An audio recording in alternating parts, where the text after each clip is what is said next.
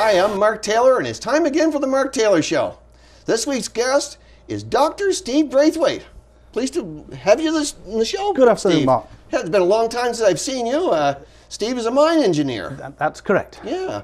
From obviously not Charlotte County. Tell us about where you come from and how you basically where you grew up and went to school. Well, I was born in the UK in 1946, so I was a boom baby, as it were, one of the early boomers. Okay. And right after the war. Right after the war, yes, yep. That's right. I was born in the Midlands of Long Eaton at a small, well, not so small, a town called Long Eaton, which is halfway between Derby and Nottingham, and spent my early years as a child there. I went to the local secondary modern school. I didn't make the 11+ examination or anything smart like that. Okay. So I did my early secondary education in a secondary modern school, and then transferred to the local grammar school at the age of 15 when I did ordinary level GCE. Okay. And actually that was one of the more fortunate events of my life, because instead of trying to get the Braithwaite brain ballasted with Latin and Greek and all that good stuff, I was able to do metalwork and technical drawing and that kind of thing at the secondary modern school. Okay. Then I transferred to the local grammar school at 15, as 16 by the time I got there. Okay. Yep. And spent 2 years there doing advanced level GCE. Okay. And then I joined the National Coal Board as a student apprentice, mining okay. coal. Oh, yes. Yeah. Actually, down in the mine? Actually down in the mine, yeah. And this was, you weren't doing any engineer work. This is hard labor, wasn't it? No, you had to start cleaning the ditches, they say. Much the same happens in the Canadian hard rock industry, of course. The young fellas always get the ditch to clean before they'll let loose on anything more creative, shall we say. Okay. But I thoroughly enjoyed the 4 years that I spent with the National Coal Board, and at that time the industry was interested in developing truly professional people, and by law you could not be a mine manager in England unless you'd been an operating miner in the full sense of the word. Okay. So you had to do, I think, if I remember correctly, 150 days of coalface training, and then most people went on the coalface after that because it was better money than you would get as a student apprentice. Okay. And, wow. And of course, I was one of those who chose that route. Yeah. And then I started to look around at the coal industry at that time in the UK because it was shrinking rapidly. Right. And I moved to a new mine when my home mine, as it were, closed, and I met some people there from Durham and Scotland who had done that move 3 times, you know. And I thought, well, wait one here, Steve. Yeah. Maybe there's a message. Right. And so I applied for a job with RTZ. And they said, well, what qualifications have you got, Steve? And I said, well, I've got a Heinhausen diploma in mining.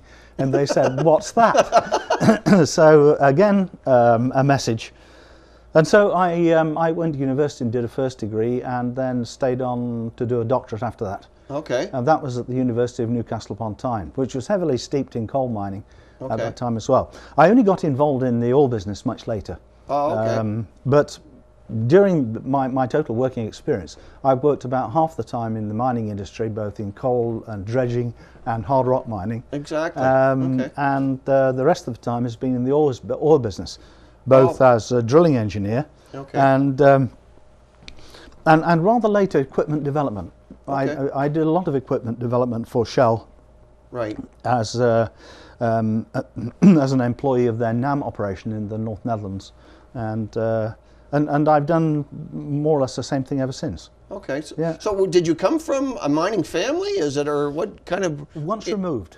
Okay. My grandfather's family worked in the South Derbyshire coalfield. Sorry, not the South Derbyshire coalfield, the Derbyshire coalfield, and then came out of the coal mining industry, basically to get out of the mining and its reputation. And of course, their golden grandchild went back and did exactly the same thing.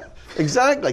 So was there anybody in your family that was in engineering, or are you the first guy? No, I'm the first formally trained engineer. Yes. Okay. Yep. Okay. Yeah. So I guess I think you said it was in the fall of 1980. So when you were working, where were you working at the time before you got the call to come to Canada? I just completed a feasibility study for Billiton. Billiton was my company at that time. Okay. I just finished a feasibility study on tin mining in Cornwall. The idea was to dredge a river estuary called Restrongut Creek. Okay. And you know, it was the kind of place that in the evening you could hear a pin drop Wow. from one end of the estuary to the other, and it was 3 or 4 kilometres long, you know. Wow. And on the Not a lot of action. on the north face, of course, there were rear admirals and colonels and judges and all kinds of people retired down there. Okay. And the concept of having one of these sampan dredges come into Restrongut Creek and start dredging for tin didn't really seem to be the right thing to do. Although you know, as a mining prospect, it was good. Right. Yeah, Okay. Yeah. So you came here in the late 1980. Is that how? I think it was late 80. Yes. Right. 80 Yeah. or 80. It was in that area, the early Yeah, 80s. You that's came right. here. And basically, had you been to Canada before? No. Did you know any Canadians? Actually. I met some Canadians at university. Yes. Okay. But in any intimate way, no. No. Okay. no. So then you just basically they came and you came over for a tour first to have a look at the place, or No. did you accept it right outright? I came.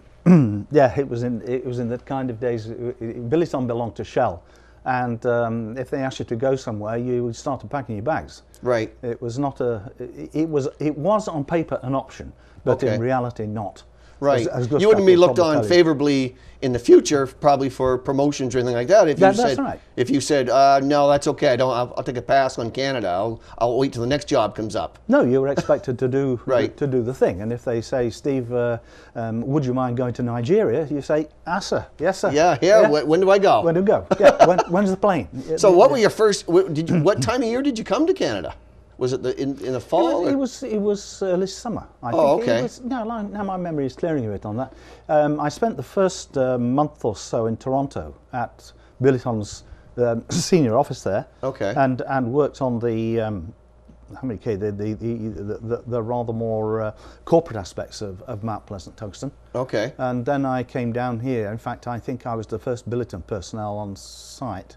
No, Gustav was before me. Okay. He beat me by a couple of weeks or something Right. like that. And yeah, I came down and started to think about putting the mine together. Right. Yeah. Were there contractors already on site, or was it just brand new? Oh no, some of the contractors were on site. Armstrong Construction was there, for example. Okay. I believe Delta Electric were there at the same time.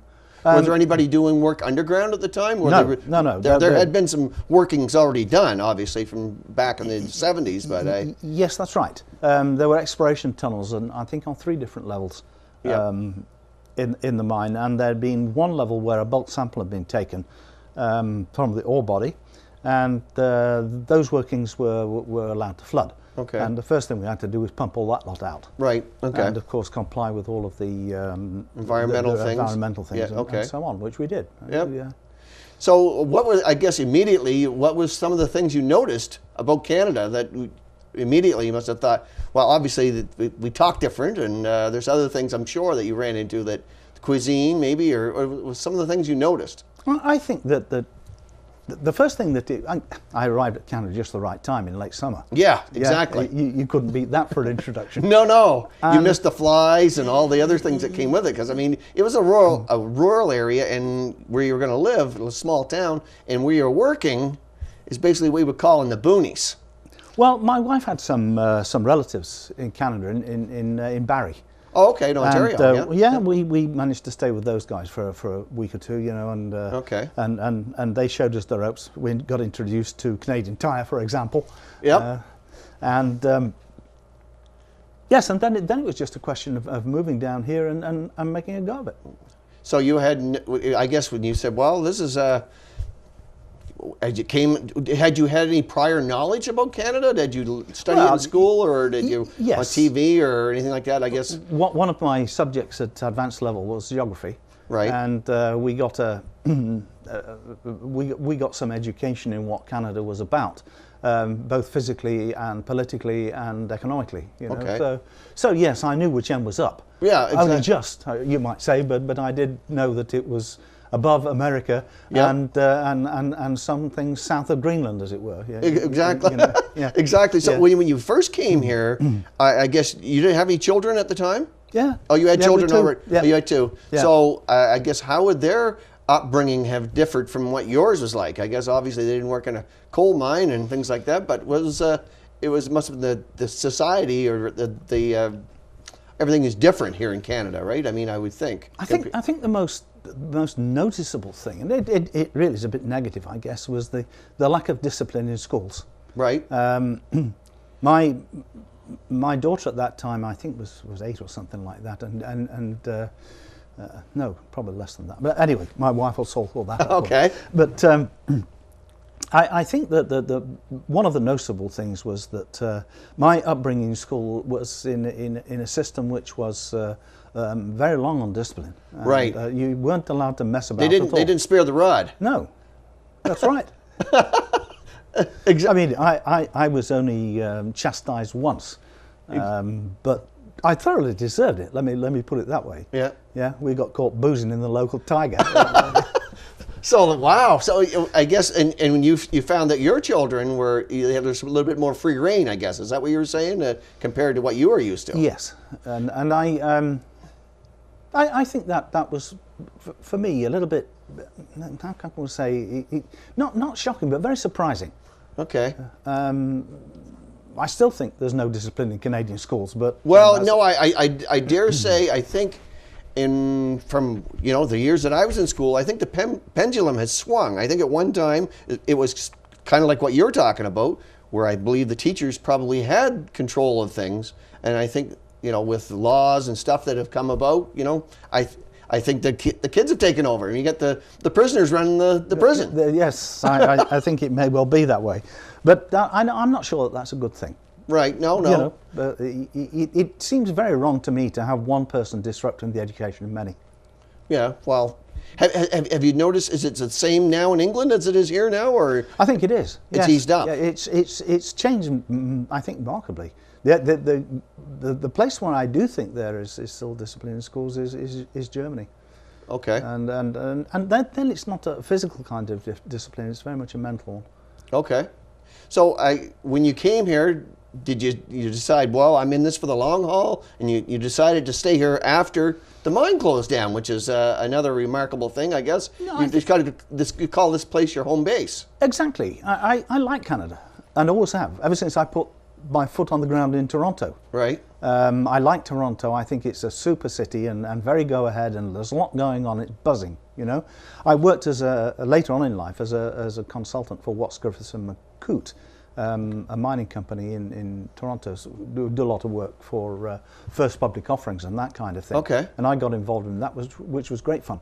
Okay.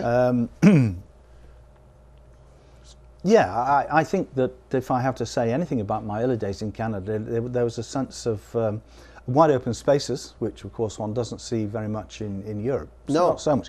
Although in the north of England, where I'm from, it's much better than in the south, of course. The population density is lower. Right. But still nowhere near as low as it is here. No, I'm sure. Yeah. So I guess, do you have any advice? Because for somebody that was going to move to Canada, would you have anything that you would say, this is, because we've got Syrian refugees and everything coming, do you have any advice for somebody like that? No, I would just come, fit in, enjoy. Yeah. Gustav mentioned when he said if you were, like, obviously him and yourself, you could speak English and everything, is to find a mentor, that somebody could maybe show you around a little bit. Did you have that when you came into St. George? Did you have actually anybody that took and showed you around, or did you figure it out on your own? Well, I rapidly got involved with the Anglican Church in St. George. Okay. And played the organ there for a bit. So I suppose that I had lots of people to tell me what to do, where to go, and that kind of thing. Okay. There was also the community at the mine, and of course there were Canadians amongst that group Right. of people as well, and one got lots of help from them. Okay. Yeah. So it really was relatively easy for me. Okay. Well, I just want to reiterate that this week's guest is Steve Braithwaite, mine engineer, a PhD in mine engineering. Came here in the early 80s from England and living in Canada now since then. So, and it hasn't gone home. You're going to hang around for a while. This is my retirement place. Are you are you a Canadian citizen? Yeah. Oh, you took your okay. Yeah. So what does that involve? Do you have to know anything special or? Gee, but it was a long time ago. Yeah. Mark. I don't remember the details, except we were supposed to know. There's an oath and everything that goes with it. Yeah. We were supposed to know who the Prime Minister was. What kind of use that is, I'm not sure. But okay, we had to know who the Prime Minister was. You did a little bit of homework. Yeah. So when you were moving to Canada, when you first landed here, you landed in Toronto, you said, right? And you worked there for a short time. When did the mine close down? 84, 85? 85, I believe. 85. Did you hang around for a while after that, or did you transfer somewhere else? I transferred before the mine closed. The Billiton had an opening for me to look after the underground mining desk in the corporate organisation, and I wasn't very happy with that. I looked around, and strangely enough, I met an old acquaintance who I'd met in the Billiton corporate office, some five years before, and he was a Shell guy. Okay. And he said, "Well, why don't you come and try and get a job with us?" So okay. I said, "Yeah, I think I could go along with that. Right. It sounds like a good idea." So I went for an interview, and 6 weeks later, I was a drilling engineer. Wow. With Shell in their operation in Nam. After I'd finished my training as a drilling engineer, of course. Okay. And I mean, it was an eye opener in the sense that you can't expect, of course, to change from a senior position, which effectively I was at Mount Pleasant, exactly, yeah, to a senior position in an entirely different industry. It just doesn't work that way. No. You have to do your apprenticeship. Yeah, I was going to say you had to pay your dues. Yes, you had to pay your dues and do your apprenticeship. And I effectively I did a 2-year apprenticeship. Kind of reinvented yourself. Yeah, exactly. Okay. And I've done that twice in my working career. Once when I reinvented myself as a drilling engineer. Right. And once when I reinvented myself as a contractor oblique consultant and working for myself. Okay. Rather than working for a company. So you've traveled all over the world. I mean, St. George is your basically your headquarters, your home and everything. Yes. But you've traveled, I think I talked to you off camera that I met you, the last time I met you, you were in Vietnam. Yeah. And you've been all over the place. I mean, is there any place that sticks out that you really enjoyed? I mean, I think you told me you liked Vietnam as well. Well, in Vietnam, I was looking at under contract from Watts Griffiths. I was looking at an old French gold mine. Okay. And basically we went and looked at what it would take to get this place running again, and wrote a report on that. And that's of course what you get paid for as a consulting engineer. Okay. Yeah, I worked in Africa. I've worked in Asia. I've worked in South America. That was an interesting job. I did a public offering document for an emerald mine in in the Andes of South Some America. money in that, I would think. Well, yeah. If there was emeralds there, I guess. Yes, absolutely. There are emeralds there, all right. And the workings were extensive. You know, there'll be some big holes in that mine. Right. And people don't make big holes unless they're making a big profit. And as it turned out, the then general manager got killed in a blasting accident. Uh-oh. And I was asked to go and investigate this thing and write a learned report about how it happened and why. Okay. And they said to me, well, would you mind staying on and looking after the place while we find another general manager? And I said, yeah, okay, I'll do that. And you know, after a bit, I got to quite like the place. Right. We were between living at about 2,900 meters, which was well, I suppose 400 or 500 meters below the ridge. This was on the Andes, shall we say, as a series of valleys running in a north-south direction. Okay. And we were living on a south-facing ridge, so it was nice and warm, even though the altitude kept it at a moderate temperature. In the bottom of the valley, it was Oh, wow. Okay. So you had all the tropical fruits and that kind of thing. Yeah. You could haul it up in whatever transport you had, anything ranging from a donkey to a Land Rover, and wow. and of course I thoroughly enjoyed it. It was great fun. And by the time I got that place into half decent shape, good enough to take the wife along, you know. Yep. Then we decided, or at least the board of the mine decided, that they would rather scale down the operation, and there was no longer the need of Dr. Braithwaite there. Okay, and see so you later. Next job. Yeah. So was there no safety concerns there? I mean, obviously. Oh, yes. I was going to say there must have been. You must have been thinking, okay, yeah, I'll take this job, but some things have got to change here. Oh, absolutely. Yeah. I mean, it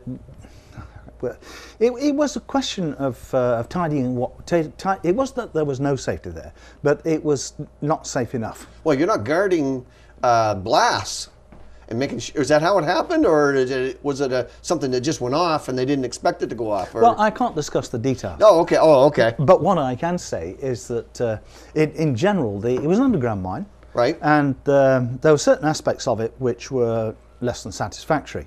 Now, all of the tunnels in the mine were very small. Right. And that's good, because there's a relationship between the conditions of the rock in terms of fractures and so on, and the size of the tunnel, where below a certain size it's fairly stable, and above a certain size it's less than very stable. So we got all that straightened around, and while I was there we only had one accident, and some guy broke his leg. That was it. Okay. So we were... So things did tighten up a little bit. Well, you know, it's always going to be a risky occupation, but no, it shouldn't be any more risky than a milkman, shall we say? Right. Okay. Do you have milkmen in Canada? We used to, I think. Yeah, you know. That's kind of gone by the wayside, but Yeah, or people that work in the street, say a street cleaner or something like that. It should not be any more dangerous than that. Right. In other words, if you are aware, then your likelihood of survival is good. you don't have any plans to return to work or to do anything now. You're just kind of well, I guess you're doing stuff around the house, probably. Oh, very much so. Yeah, Right. yeah. Speaking of your house, one of the remarkable things about your house is I believe it's one of the 2 buildings in St. George made out of granite, right? Yeah, that's right. And the post office. That's correct. And you. That's right. Which is a throwback to the old granite industry. I mean, that's kind of what St. George was known as at one time, the granite town. And Well, the house was built in 1903. Right. And that was pretty well the height of the granite industry in St. George, and it used to be the Presbyterian manse. Yep. And a lot of waste rock from the granite industry went into the house. Yeah. There are no cut stones in the house except for the ones on the corners. Okay. The rest is just random granite pieces Wow. glued together. You know. Yep. Yeah. And it's obviously your house is not going to move. I think it's pretty stable. Yeah, it's like any old property. It's got its problems, you know. Yep. And I have a love-hate relationship with the place. There's always far more work to do than you can possibly see yourself having time to do. But yeah, it's a warm, comfortable home. Yeah. Sure. Yeah. Okay. Well, one thing I was wondering about, and I threw this question out to Gustav, and I'll throw it out to you. What do you see the future of the Mount Pleasant mine for our viewers out there? Do you see anything feasible that could ever happen there? I don't know enough about it now to be able to comment on that. Right. I think what I can say is that one of the problems with Mount Pleasant is there's everything there. Right. And the industry wants a clean concentrate. Right. And it's very, very, very difficult to do that in Mount Pleasant. Right. And a lot of it hinges on metal prices, right? I mean, sure, yeah. As you say, there's a mixed bag of everything that's there. Well, you can only really set up to do 1 or 2 metals at any one time. If you go for indium, for example, it's very difficult to mine tungsten as well, I think. The mining side is no problem. Right. That's just breaking rock, breaking cubic meters. Exactly. But the processing side of things gets very complicated at Mount Pleasant very quickly. Yeah, okay. So, well, that sounds fair. I've just Gustav had mentioned that he thought, certainly not tomorrow or anything like that, but down the road there's a possibility as tin and some of these other metals become more scarce in other parts of the world, they may turn this area and go again. That's good. Yeah, I think that possibility is always there. Right. But Never say never. Never say never, but on the other hand, don't rush out and put your life savings in it either. No, or get your resume brushed off thinking you're going to go to work next week. Right, yeah, yeah. So Gustav's had a lot more to do with the event since the mine closed than I have. Right. I guess I had some questions. We're going to wrap it up here, but how would you describe Canadians as a whole, like as a nation? What are your thoughts on them? Or you think they're humble, or I'm sure you have mixed emotions about them. You've met all kinds. The thing about Canada is you don't really realise what a great place it is until you're not there. Right. And the one thing that Canada has got that was apparent to me when I first came here, the first step off the plane, yep, is the amount of space and the amount of optimism there is around about the ability of people to live in Canada at a high standard of living. Right. And I think that is still there for me. Right. And I like Canada. I like Australia too for the same reasons. Exactly. Well, the climate is. I'm sure if you've spent some winters here, I'm sure you've spent some harsh winters. I'm sure. Yeah. And some hot summers. I mean, it doesn't get really hot, but well, it gets very pleasant. Yeah. And I like the Canadian winter too. Right. I don't like it when it's minus 30 particularly, any more than anybody else does. No. But those mornings when you come out and there's a clear blue sky and it's crisp and minus, I don't know, 6 to 10 or something like that, yeah, it's where it should be. Well, I'm going to say it's been great talking to you, Steve, and great to kind of touch base with you again. And I really appreciate you coming on. You're very welcome. Okay, that's another episode of The Mark Taylor Show. Please join in next week. Thank you.